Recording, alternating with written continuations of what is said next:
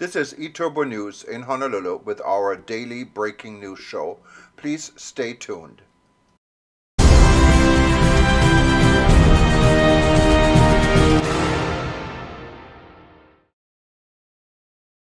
This is the first position, the first place that the Russian army invaded and occupied on February 24th. This is Antonov Military Airport, and the Russian army parachuted into this military airport and took it from the Ukrainians. They occupied this airport for about 40 days before last week the Ukrainian military was able to defeat the Russians here and retake this airport. It's a symbolic step for the Ukrainians, as it shows that they were able to defeat the Russian military, but also it was symbolic for the Russians at the beginning of this war to take this military airport, which is not too far from the capital Kiev, some 15 miles away from the capital. They brought with them their food.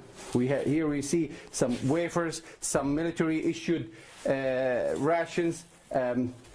They were stationed in this area that is barricaded with sand bags. We have some helmets, bags, radio. They've had some reading materials.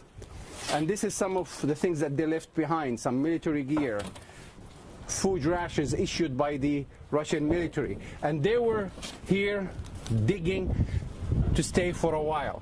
They've dug a place for one of their tanks, the T-72. They dug a place for it here, but also a major battle took place here, as you can tell from that charred, burned Russian tank, the T-72, with the V sign on it. And you can tell that there were movement here with the tank marks on the muddy road here. A Russian soldier apparently was left behind. These are graphic scenes. He was left behind. He was burned to death, and his remains still here. But this was an important step for the Russians, as they say, to take over this military airport at the beginning of their invasion of Ukraine, as it was very close to the capital, Kiev. However, also this airport is located in the city of Hostomel, which is close to Irpin and close to Bucha. And they were thinking that they will be taking these towns on their way to the Ukrainian capital, Kiev, but apparently they failed. As of yesterday, the Ukrainian government declared all this area around Kiev as free of Russian soldiers, and they announced that it is completely liberated from the Russian occupation, and that's an extremely huge victory for the Ukrainian military here. Reporting for the Media Line, Mohammed Al-Qasim, Antonov Airport, Ukraine. In my journey as a photographer and filmmaker over the years, I have been privileged to document indigenous African tribes, telling unique stories across the length and breadth of this amazing continent. In my adventures, I've witnessed and appreciated the beauty in diversity among these tribes, keeping an open mind to understand the essence of their way of life. Sadly, most indigenous tribes are being wiped out and marginalized due to rapid urbanization. Africa is rich in culture, history, heritage, and tradition from country to country. And I felt there was a need to create an initiative that documents and celebrates the remaining indigenous tribes across the continent of Africa.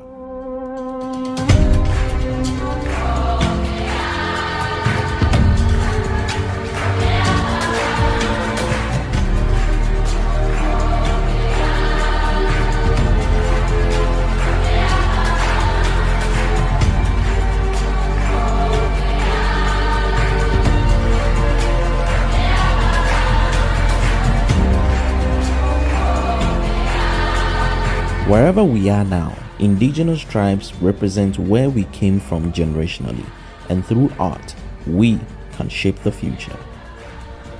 The goal of this project is to document indigenous tribes and cultures across the continent of Africa to preserve what we have left for generations to come.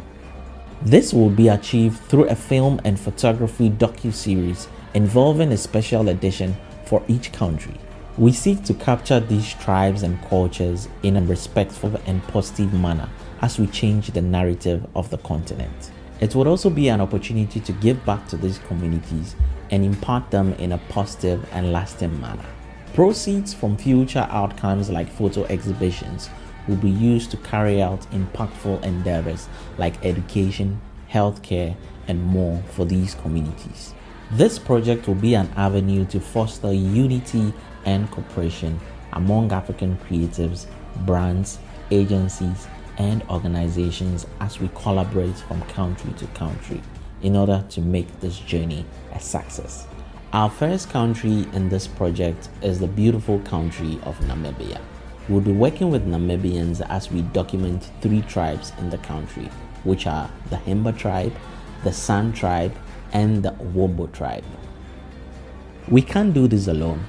We need each and every one of you for your support and your suggestions on unique stories, tribes, and cultures to document, people to connect with, and places to go. You can support us through our GoFundMe campaign in the link below or contact our team for further discussions. We invite you to join the Untold African Stories movement and be part of this family as we embark on this journey across the continent and make this vision a success. Thank you.